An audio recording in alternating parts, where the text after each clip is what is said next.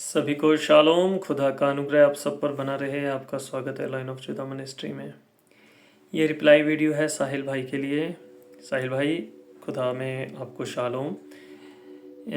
आप बुरा मत मानिएगा देखने वाले कि मैंने ये सिर क्यों ढका हुआ है, किसी वजह से ढका हुआ है। सो प्लीज़ मैं माफ़ी चाहता हूँ इस चीज़ के लिए आपसे पहले ही। सो साहिल भाई ने बड़े ही गुस्से में, बड़े ही ताव में, बड़े ही क्रोध में आकर सुखपाल राणा जी के लिए वीडियो बनाई और बहुत सारी बातों को कहा।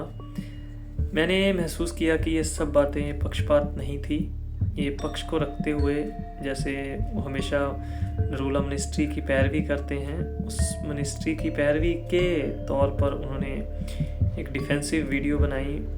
बल्कि वीडियो अगर बनानी थी, संदेश देना था, तो पक्षपात रहित होकर दिया जा सकता था।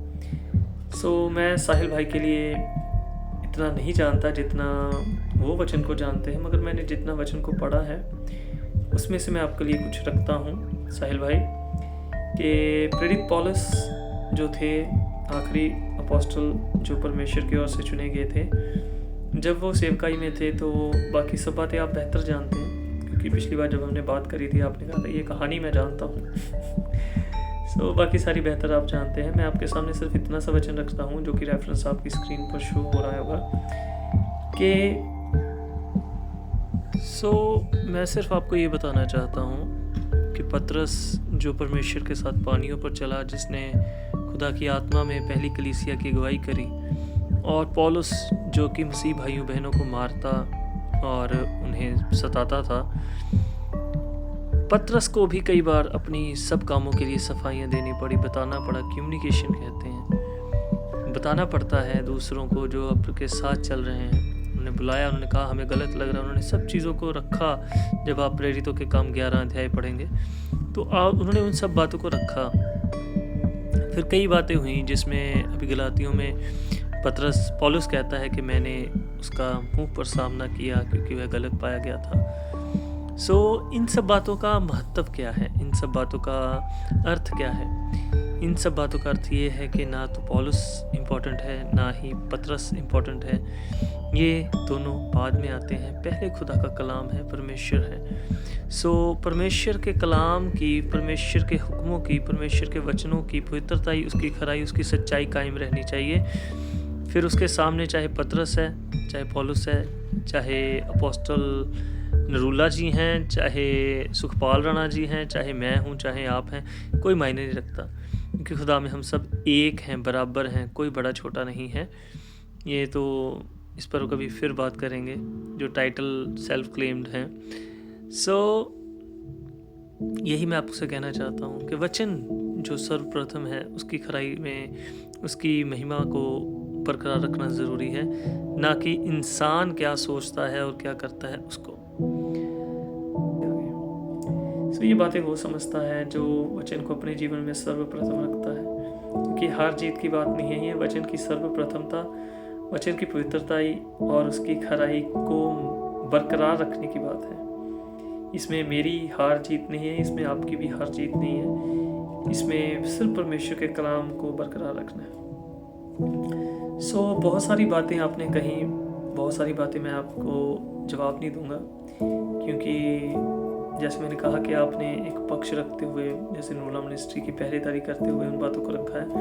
मैं उस चीज़ में जाऊंगा ही नहीं, क्योंकि मेरा जाने का कोई मकसद नहीं। मैंने बस ये आपको वचन बताना था, और मैंने ये आपको बताना था कि नरूला जी से आपकी बातचीत है, आप जानते हैं, जो मेल मिलाप का वचन आप सुखपाल जी को या हमें बता रहे हैं ऑन एयर सभी को, इस मेल मिलाप के वचन को प्लीज़ प्लीज़ प्लीज़ नरूला जी को भी सिखाइएगा कि कभी किसी पास्टर के खिलाफ, कभी किसी पास्टर के खिलाफ, कभी किसी पास्टर के खिलाफ पुलपिट से बोलते रहते हैं। आप उन्हें भी इस मेल मिलाप के वचन को बिल्कुल बताइएगा, सिखाइएगा। कभी कभी परमेश्वर बच्चों को भी इस्तेमाल करता है ताकि बड़ों को हिदायत हो सके। ये परमेश्वर का कलाम बेहतर जानते हैं सर, आपको बताने की ज़रूरत नहीं है कि मैं कहाँ से वचन को कोट कर रहा हूँ। तो आप उन्हें भी ज़रूर बताइएगा कि हमें मेल मिलाप से ज़्यादा रहना चाहिए। क्रिश्चियनिटी परमेश्वर की है, मसीहत परमेश्वर की है, किसी की निजी नहीं है, ताकि हम सब प्यार से रहें। जैसे प्रेरितों के काम में वचन की जो पहली कलीसिया थी वो सब सांझे में और एक साथ रहती थी। जैसे फिलिप्पियों की पत्री उसका 2 अध्याय, मैं वचन लगा दूंगा, नंबर में भूल गया, सॉरी। तो खुदा का कलाम कहता है कि मेरी इच्छा है इसे पूरा करें कि एक तन एक मन और एक मनसा रखो, एक इच्छा रखो। खुदा तो हमें एकता के लिए प्रेरित करता है। और आप कह रहे हैं मेल मिलाप, बिल्कुल सही बात है। जो मेल मिलाप कराते हैं वो परमेश्वर के पुत्र कहलाते हैं, जैसे पहाड़ी उपदेश में कहा है। मगर मैं समझता हूँ कि इस वचन की सबसे ज़्यादा ज़रूरत इस समय नूरुल्लाह मिनिस्ट्री को है, और ख़ास करके नूरुल्लाह जी को है, जो कि वहाँ के प्रधान हैं और लीड करते हैं। सो इससे ये होगा कि वो जो पुलपिट को, ध्यान से सुनिएगा, जो वो पुलपिट को हथियार बनाकर इस्तेमाल करते हैं कि कुछ भी रहना और कहना होता है, वो पुलपिट से जो कि वचन की गहराई और जो सामने बैठी हज़ारों की कलीसिया है उन्हें आत्मिक उन्नति के लिए देना चाहिए, वो अपनी बात को सही साबित और लोगों को जवाब देने के लिए इस्तेमाल करते हैं, जो कि सरासर गलत है, परमेश्वर के विरोध में है। तो इससे होगा ये कि वो भी मेल मिलाप सीखेंगे। और आप कहते हैं कि न्याय जो है परमेश्वर के हाथ में है, हमें न्याय नहीं करना चाहिए, चाहे गौरव जी हैं चाहे कोई भी है ना। सो मैं ये भी सोचता हूँ कि इस चीज़ का वचन भी ना आप नूरुल्लाह जी को बिल्कुल दीजिएगा। अगर मेरी इतनी पहुँच होती तो मैं ज़रूर उन्हें बताता। जैसे मैंने आपको फ़ोन किया था, मैं उनको भी फ़ोन कर देता, उनका नंबर ही नहीं, क्या करें, बहुत सारे लोग हैं बीच में, उनसे बात हो ही नहीं सकती। एक बड़ी पर्सनैलिटी, बड़ी सेलिब्रिटी की तरह वो हैं। मगर मैं समझता हूँ कि प्लेटफॉर्म होना चाहिए उनसे बात करने के लिए, अपनी बातों को रखने के लिए। हर धर्म में प्लेटफॉर्म रहता है, हमारे धर्म में नहीं है। अगर वो इतने बड़ा चेहरा है तो उन्हें प्लेटफॉर्म देना चाहिए। चलो छोड़िए, जो चीज़ें हो नहीं सकती उन पर क्या बात करनी। तो आप उन्हें ज़रूर ये वचन दीजिएगा कि हम किसी के न्याय नहीं है पास्टर साहब। तो आप स्टेज से किसी को कपटी कहने का सर्टिफिकेट मत दीजिए, किसी को मूर्ख कहते हो। कभी क्रिश्चियनों को जो आपकी बात से सहमत नहीं है, आप उन्हें कुत्ता भी कह देते हो, मूर्ख कह देते हो, कपटी कह देते हो। सो ये वचन भी आप नूरुल्लाह जी को ज़रूर दीजिएगा, ताकि उनमें ये सुधार आ सके कि वो दूसरों को जो सर्टिफिकेट बांटते फिरते हैं, किसी को कपटी का, किसी को मूर्ख का, किसी को अधूरे ज्ञान का, है ना, ये बातें ना हों, क्योंकि परमेश्वर न्याय करने वाला है। आप उनके साथ बैठे नहीं, आपने उनकी बात नहीं सुनी, आपके बीच में विचारों का आदान प्रदान नहीं हुआ, आपने किसी मुद्दे पर उनसे विचार नहीं करे। मैं बहस की बात नहीं कर रहा, मैं विचार की बात कर रहा हूँ, वचन को लेकर। जब आपने ये बातें कही नहीं, करी नहीं, आपने मुलाकात ही नहीं करी उनके साथ, तो आप किसी को क्या ही सर्टिफिकेट दे रहे हो? क्यों किसी को कपटी कह रहे हो? क्यों किसी को मूर्ख कह रहे हो? क्योंकि आपने वचन बहुत ज़्यादा पढ़ा है। नूरुल्लाह जी के आगे तो नाम क्या, डॉक्टर लग गया। उन्होंने अभी PhD करी है किसी अलग देश से, कैसे करी मुझे नहीं पता, PhD के लिए जाना पड़ता है। सो चलो ऑनलाइन करी होगी उन्होंने, और उन्होंने PhD कर ली, डॉक्टरेट लग गया। मत्ती के पहले अध्याय तो उन्होंने पढ़े होंगे, प्रभु यीशु मसीह की शिक्षा तो पढ़ी होगी ना, जहाँ वो कह रहे हैं कि कौन है मेरे भाई, कौन है मेरी बहनें, माता पिता, जो वचन पर चलते हैं, विश्वास करते हैं। अगर कोई मसीह पर विश्वास करता है तो हमारे मसीह भाई बहन है, जैसे आप हो। अगर हमारे विचार सहमत नहीं है, हम एक दूसरे के विचारों से सहमत नहीं है, तो इसका ये मतलब थोड़ी कि हम दुश्मन हो गए। वो भी चाहते तो परमेश्वर ने दुश्मनों से भी प्यार करने के लिए कहा है। मगर सबसे बड़ी शिक्षा ये है, खुदा ने कहा कि अपने भाई को अगर तुम मूर्ख, जो अपने भाई को मूर्ख कहता है वो तो महादंड के योग्य है, ऐसा प्रभु यीशु मसीह ने सिखाया हमें।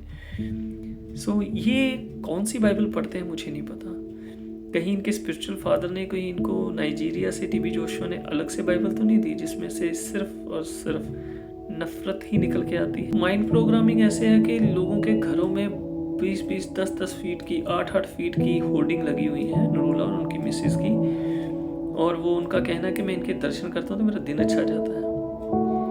और मैं जब नूरुल्लाह मिनिस्ट्री की वर्शिप लगाता हूँ तो यहाँ से नेगेटिव ऑरा चला जाता है।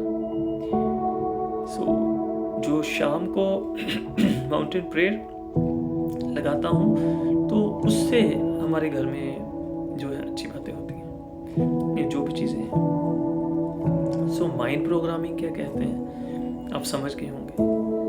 सो यही है बातें मेरे बड़े भाई, मेरी आपसे कुछ है नहीं रंजिश, मगर मैं वचन का पहरेदार हूँ। जैसे आप नूरुल्लाह मिनिस्ट्री के पहरेदार हैं, कोई भी नूरुल्लाह मिनिस्ट्री पर बात आती है, आप उस चीज़ को हाईलाइट करते हैं, आप उस पर बात करते हैं, आपको अच्छा लगता है, आप उसको डिफेंड करते हैं। मैं बाइबल का, वचनों का पहरेदार हूँ। अगर कोई वचन के अधीन है तो मैं उसके पाँव में बैठकर उसकी सेवा करता हूँ, उसके पाँव तक भी धोता हूँ, मुझे उसमें कोई बात नहीं है। मैं उसकी पूरे दिल से इज्जत करता हूँ। अगर कोई वचन को तोड़ता मरोड़ता या वचन कोई खराई को, उसकी पवित्रताई को बरकरार नहीं रखता है, तो मेरी गिनती उनके विरोध में खड़े हुओं में से होती है। कोई मुझे विरोधी कहता है, कोई खिलाफत करने वाला कहता है, कुछ भी कहे, मुझे कोई फर्क नहीं पड़ता।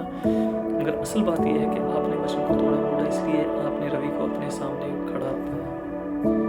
आप पर परमेश्वर का बहुत अनुग्रह हो। मैं विश्वास करता हूँ कि आपने सभी बातों को देखा, सोचा, समझा, और विश्वास करता हूँ कि खुदा आपसे बात करेगा और आप पर परमेश्वर का अनुग्रह हो। वचन को पढ़ते रहें, वचन में पढ़ते रहें। सभी को शालोम। जंगल में पुकारने वाले का शब्द हो रहा है कि प्रभु के मार्ग तैयार करो और उसकी सड़कें सीधी करो। वचन पढ़ो, वचन में बढ़ो।